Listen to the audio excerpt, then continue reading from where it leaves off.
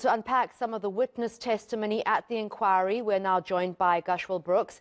He's the spokesperson for the South African Human Rights Commission. Gushwell, thanks so much for joining us. Firstly, the witness testimony to the Commission does not form part of any legal proceedings. So what will happen with that testimony and recommendations made by the inquiry? Good morning, Annika, and to everyone watching. Well, the fact of the matter is that it does hold the force of law. Ultimately, what the South African Human Rights Commission as a Chapter 9 institution is doing is that we're holding this inquiry, and obviously we'll make findings. From those particular findings, we'll then have directives as well as recommendations, and those hold the force of law.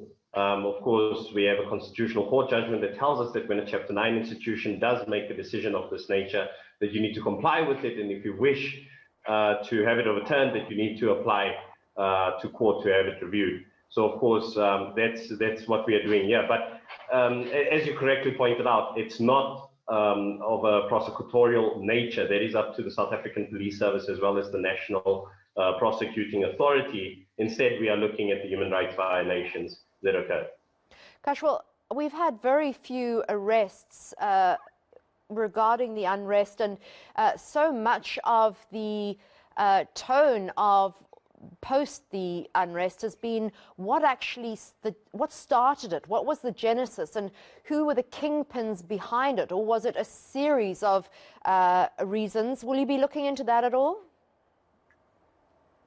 Yes, I mean, as far as the South African Human Rights Commission is concerned, is the fact that there's numerous factors that led us to this particular situation. I mean, we can't escape the fact that obviously it just so happened that it came up off the back of not just the sentencing, but also the imprisonment of the former president. But more importantly, the key question that we have to ask ourselves is that when people took to the streets, yes, some of them took off with luxury television sets and fridges and that type of thing, but many people also went out looting for the most basic food items.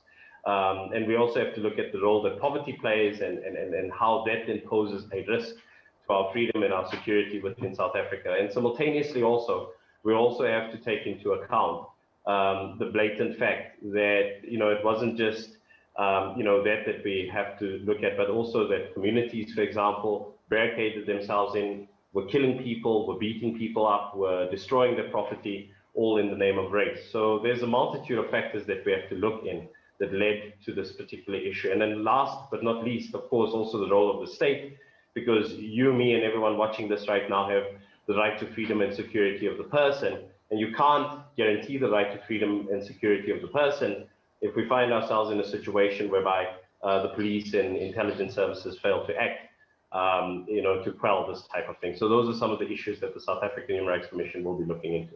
Gushwell, we've already heard some traumatic experiences as detailed by witnesses.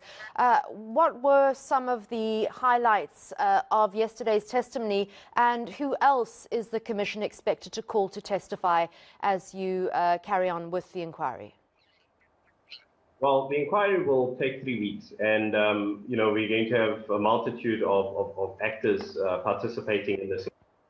The state itself, so intelligence services would have to appear before us, as well as the South African Police Service, the provincial governments concerned, members of civil society, affected communities and individuals, as we've heard just yesterday.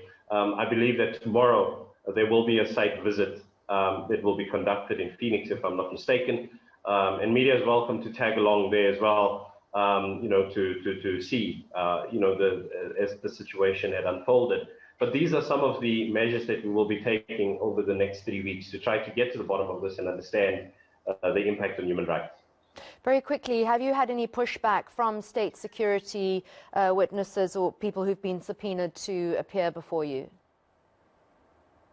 Thus far, we've not encountered any challenges, to speak of. Of course, it is still quite early. The inquiry only started yesterday. I think it would only be fair for us to assess the situation as it continues, because, just because someone is willing to comply and cooperate today does not necessarily mean that they will do that tomorrow. But I think that we need to understand that the context is really to bring in as many people that have been impacted by this as possible. I, in fact, just got a call this morning. The Commission is still accepting submissions all the way to the 3rd of December, and we're still receiving those submissions. Thank you so much, Gushwell Brooks. Yes, certainly the issue really seemed to be a lack of social cohesion, and perhaps your recommendations can heal some of those issues going forward. Gushwell Brooks, he's the spokesperson for the South African Human Rights Commission.